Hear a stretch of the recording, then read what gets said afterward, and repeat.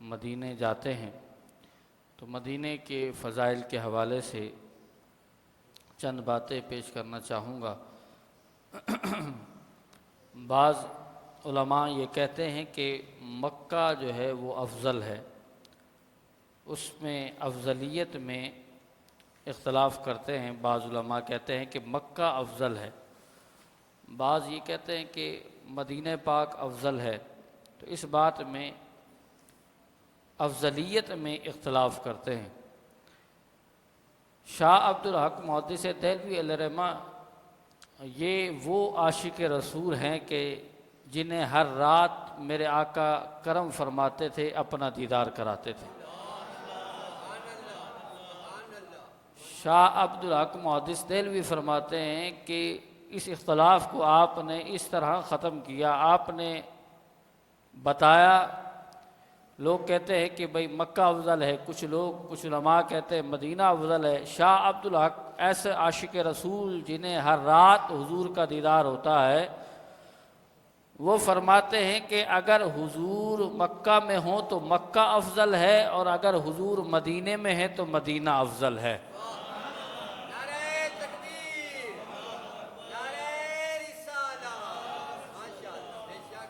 तो हुजूर अलैहिस्सलातु व तस्लीम जहाँ हैं तो हुजूर अलैहिस्सलातु वस्सलाम अल्लाह के महबूब हैं, इन्हीं के सदक़े कायनात बनी है। तो जहाँ हुजूर होंगे वो जगह हुजूर की वजह से फजीलत पा जाएगी, वो जगह अफजल हो जाएगी। और आला हज़रत कमाल का एक मशवरा देते हैं उस शाकान मुस्तफ़ा को। आला हज़रत कहते हैं जब बंदा हज करने जाए वहाँ हज के अरकान अदा कर ले, मिना मुज़दलिफ़ा अरफ़ात में वकूफ़ कर ले, सफ़ा मरवा की साई कर ले, काबे का तवाफ़ कर ले, वहाँ मक्का में जाकर सारी ये इबादतें करने के बाद उसने करना ये है। आला हज़रत मशवरा देते हुए, ये आशिक मशवरा देते हुए कहते हैं कि उस शाकान मुस्तफ़ा बहुत से लोग ये कहते हैं कि भाई हज करो, उसके बाद मदीने जाने की क्या ज़रूरत है।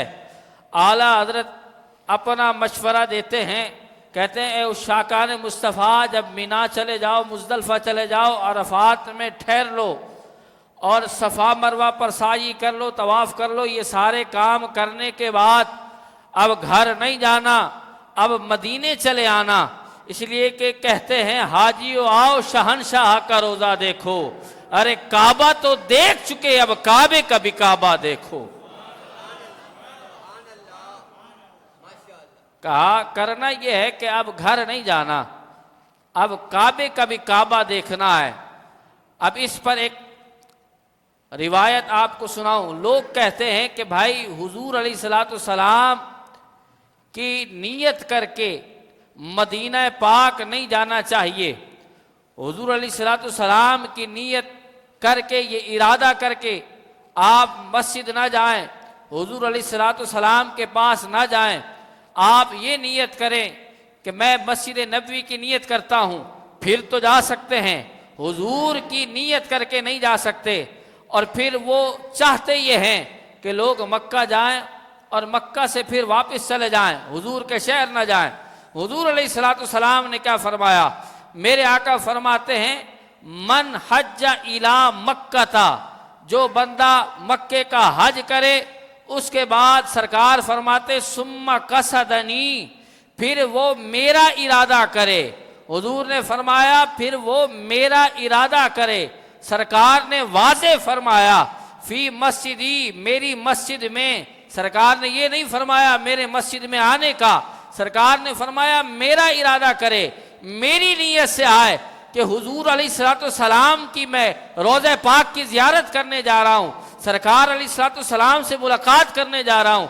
अगर वो इस नीयत से आएगा तो सरकार फरमाते हैं लोग तो कहते हैं वहां ना जाओ, मक्के में तुमने हज कर लिया है, अब तुम्हें क्या जरूरत है। सरकार फरमाते हैं जब तुम मक्के का हज कर लो, अब तुम मदीने चले आना, फिर होगा क्या। सरकार फरमाते हैं कुतिबत लहू हज्जतानी मबरूरतानी, मैं तुमसे ये वादा करता हूं, मक्का में तुमने एक हज किया था, अब जब तुम मदीने चले आओगे और मेरी लिए से आओगे, मैं तुम्हें अल्लाह ताला से 2 मकबूल हज्जों का सवाब अता फरमा दूंगा।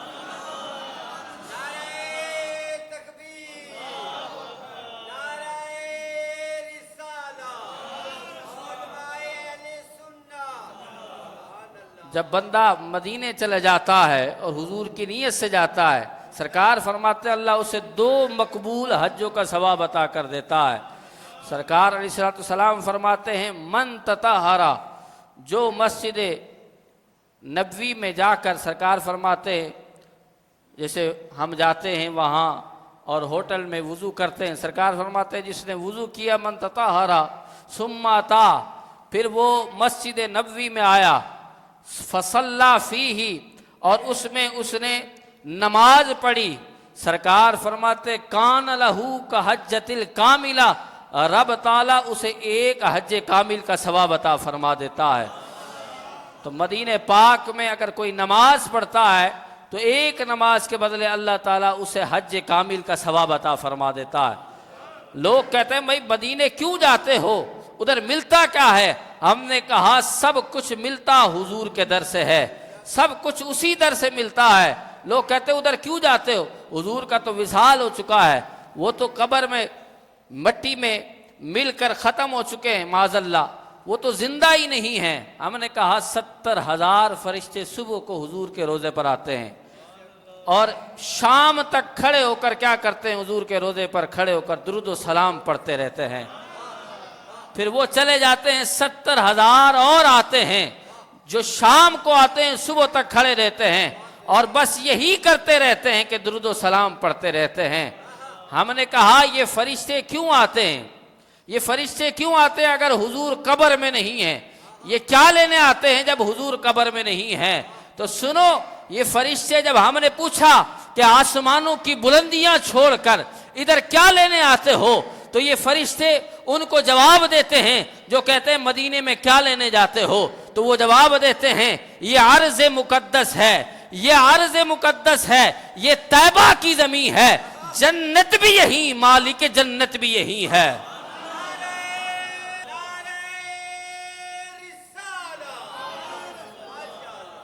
सब कुछ इसी दर से मिलता है। लोग कहते उधर क्यों जाते हो, फरिश्तों ने बताया। और सुने, हम पर तो सरकार ऐसे करीम हैं, इतनी मोहब्बत करते हैं, इतना करम फरमाते हैं। फरिश्ते ये सिर्फ 1 दफ़ा, ये 70,000 फरिश्ते आ गए, बस वो आ गए, उसके बाद उनकी बारी दोबारा नहीं आती। लेकिन सरकार के जो गुनहगार उम्मती हैं उन पर बार बार करम होता है। कुछ उम्मती तो ऐसे हैं जो हर साल मदीने में जाते हैं, सरकार उन पर ऐसे करम भी फरमाते हैं। तो हमने सरकार अलैहिस्सलाम से बालम तसव्वुर में ये सवाल किया, अर्ज किया कि सरकार वो जो फरिश्ते मासूम हैं वो तो एक बार आते हैं और फिर उसके बाद उनकी बारी नहीं आती है, और वो तो मासूम हैं, इधर गुनाहगार उम्मती हैं, हर साल करम हो जाता है, हर साल वो मदीने चले आते हैं। तो सरकार ने आलम तसव्वुर में जवाब दिया, सरकार ने फरमाया वो अगरचे मासूम हैं लेकिन ये मेरे गुनाहगार उम्मती हैं, ये उम्मती हैं, मैं उनसे ज्यादा अपने उम्मतियों से प्यार करता हूं, इसीलिए बुला लेता हूं, मैं इसलिए इन्हें बुला लेता हूं, ये मेरे उम्मती हैं अगरचे गुनाहगार सही।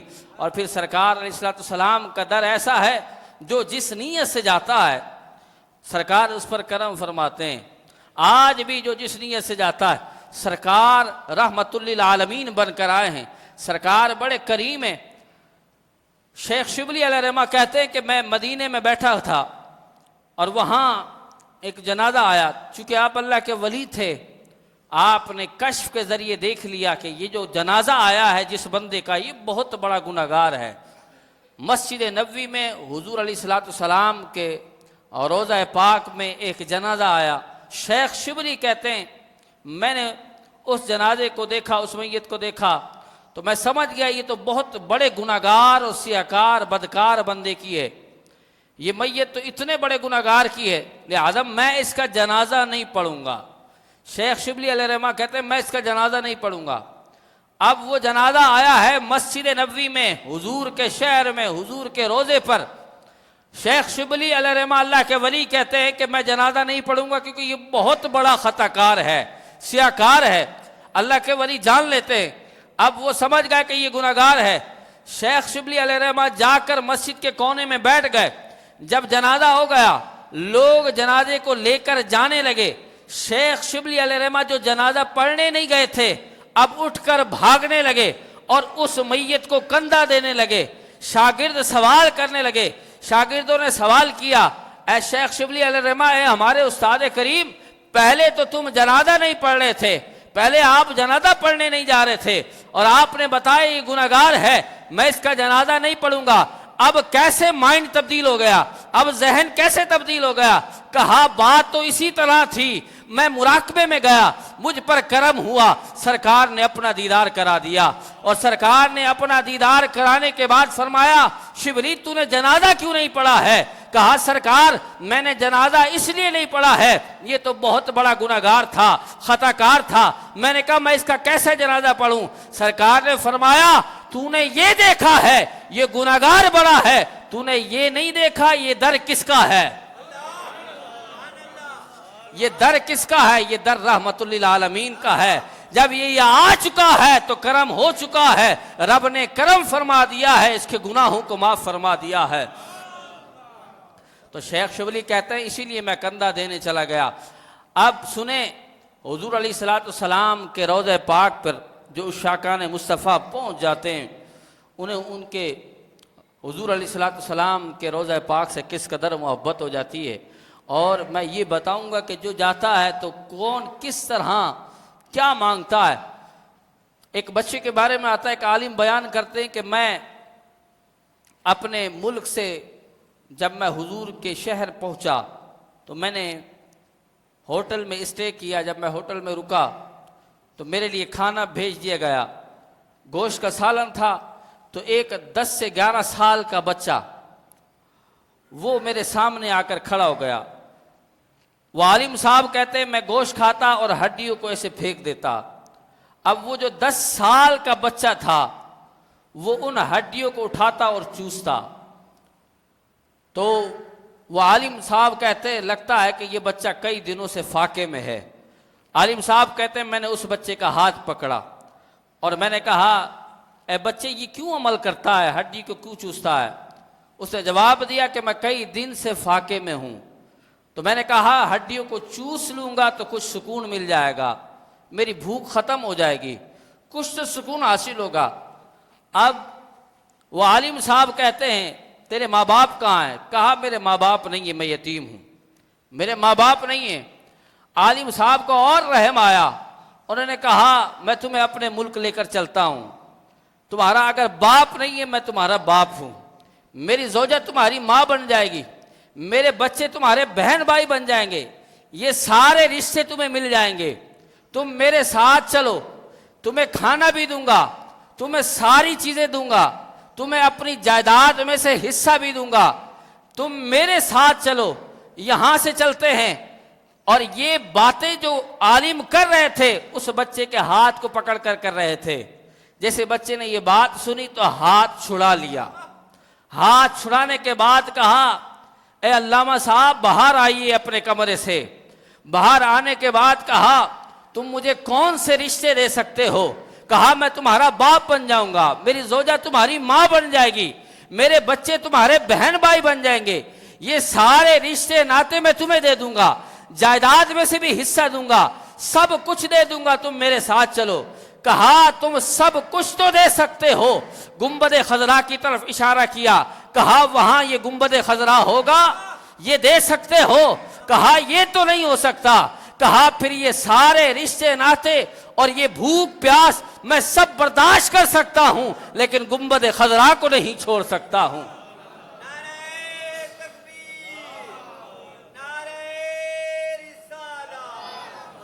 मुझे हुजूर का दर चाहिए। तो हुजूर अलैहिस्सलाम के दर पर बहुत से उशाकान मुस्तफ़ा जाते हैं और वो जाकर मांगते हैं।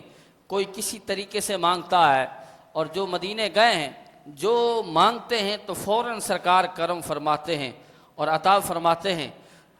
अब आला हजरत जब मदीना गए और आला हजरत मदीना में जाकर क्या मांगते हैं, आला हजरत जब मदीना पहुँचे तो आपको एक कांटा लगता है। जब कांटा लगा तो आपने उसे उठाया, चूमा, और चूमने के बाद कहा, ए खारे सहराए नबी, पाँव से क्या काम तुझे, आ मेरी जान मेरे दिल में है रास्ता तेरा। उसे चूमा। अब चूमने के बाद अब आला हजरत जब मदीना पहुँचते हैं और फिर ये लिखते हुए नजर आते हैं कि हरम की ज़मीन और कदम रख के चलना, अरे सर का मौका है और जाने वाले।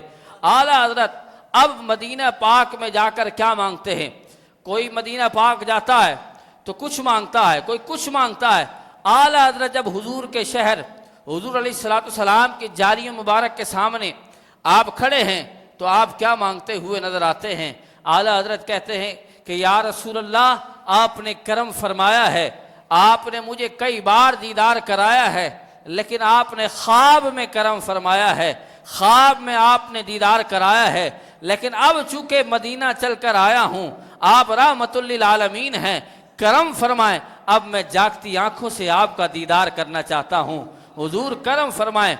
आप जब ये इस तरह कहते हैं तो हुजूर अपने आशिकों का इम्तिहान भी मोहब्बत से लेते हैं। एक दिन गुजर जाता है, आला हजरत को दीदार नहीं होता, फिर एक रात गुजर जाती है, दीदार नहीं होता, फिर एक दिन गुजर जाता है, दीदार नहीं होता, फिर एक रात गुजर जाती है, दीदार नहीं होता, मुसलसल 2 रातें और 2 दिन गुजर जाते हैं, आला हजरत को जागते हुए दीदार नहीं होता। फिर आला हजरत मशहूर ज़माना कलाम लिखते हुए हुजूर की जाली मुबारक के सामने खड़े होकर पढ़ते हुए नजर आते हैं। कहते हैं, वो सुए लालादार फिरते हैं, तेरे दिन नए बहार फिरते हैं, उस गली का गदा हूँ मैं जिसमें मांगते ताजदार फिरते हैं, फूल क्या देखूं मेरी आंखों में, दश्ते तैबा के खार फिरते हैं, कोई क्यों पूछे तेरी बात रजा, कोई क्यों पूछे तेरी बात रजा, तुझसे कुत्ते 1000 फिरते हैं, तेरे जैसे आशिक तो 1000 फिरते हैं। आला हजरत इस शेर को बार बार पढ़ते हैं। जब इस शेर को आला हजरत बार बार पढ़े जा रहे हैं, आपकी आंखों से आंसू जारी हैं। हुजूर अलैहिस्सलाम अब करम फरमाते हैं। हुजूर अलैहिस्सलाम चूंकि रहमतुल लिल आलमीन बनकर आए हैं, अब आला हजरत जब ये तमन्ना लिए मदीने में खड़े हैं, हुजूर की जाली मुबारक के सामने खड़े हैं और इस मक्ते को बार बार पढ़ते हैं कि कोई क्यों पूछे तेरी बात रजा, तेरे जैसे 1000 फिरते हैं। जब बार बार ये पढ़ते हैं, अब दरबारे रिसालत से ये जवाब मिलता है, हमारे आका की तरफ से ये जवाब मिलता है, ऐ अहमद रजा, कोई और हो तो हम उसे ख्वाब में दीदार कराते हैं। मेरे आका अब कंधे पर हाथ रखते हैं और कहते हैं, ऐ अहमद रजा, पीछे देख, फातिमा का बाबा सामने खड़ा है।